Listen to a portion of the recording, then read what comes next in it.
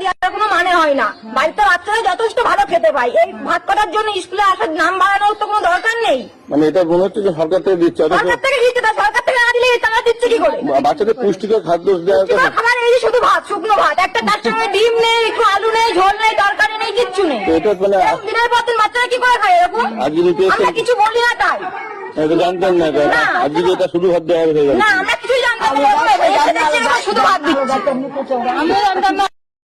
যারা ডিম ছুঁড়ে বেড়াচ্ছেন তাদেরকে বলছি, শুধু ভাত জুটছে, বেগুন ডিম টমেটো ছুঁড়ে বেড়াচ্ছেন না তাদেরকে বলছি, এই যে সত্যি দেখুন দেখুন শুধু ভাত জুটছে, বাচ্চাদের পেটে শুধুমাত্র ভাত জুটছে, না আছে ডাল, না আছে ডিমের ঝোল।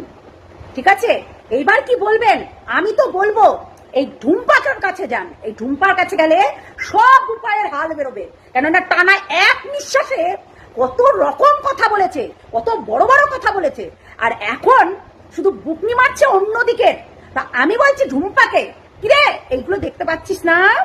বৃদ্ধাশ্রম নিয়ে তো খুব ভিডিও করলি, মানে গরু নিয়ে তো খুব ভিডিও করলি, অথচ মা বৃদ্ধাশ্রমে যাবে তার জন্য পরিকল্পনা করে নিলি।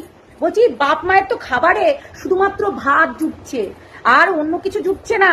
তাহলে ডিমগুলো কি, মিড ডে মিলের ডিমগুলো কি সবই চলে যাচ্ছে অন্য সাইডে চলে যাচ্ছে? আগে তাও খিচুড়ি ঢুম্পাকে দেখুন, কেননা ঢুম্পা এত প্রতিবাদ করেছে মমতা বন্দ্যোপাধ্যায়কে গদি থেকে নামানোর জন্য।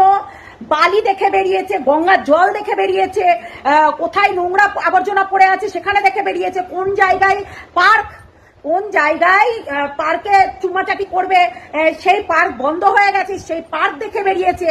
এমনকি আমরা অনেক কিছু দেখেছি যেগুলো ঢুম্পা রীতিমতো তার চ্যানেলে প্রতিবাদী ঢুম্পা বলে চালিয়েছে। তাদের কাছে যান, এরকম ঢুম্পার মতন একাধিক এরকম প্রতিবাদী, নো প্রতিবাদ কিন্তু প্রতিবাদী নিজেদেরকে বলে, একাধিক ঘুমটার নিচে ঠান্ডা নাচন নাচে কিছু কিছু আছে, তো তাদের কাছে চলে যান, সব অ্যান্সার পেয়ে যাবেন। বুঝতে পারলেন?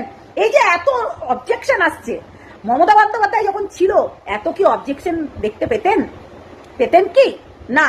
কিন্তু ঢুম্পা দিনের পর দিন মমতা বন্দ্যোপাধ্যায়কে নিচু থেকে নিচু নামিয়ে তার গদিটাকেই ছিনিয়ে নিল। সেটা কি বুঝতে পেরেছেন? আর ওই যে অভয়ার কাণ্ড একটা হয়েছিল, রীতিমতো এখন দোষীদের সঙ্গেই সবাই হাত মিলাচ্ছে, দেখতেই পাচ্ছেন। হ্যাঁ, তবু এখনো বিচার হলো না।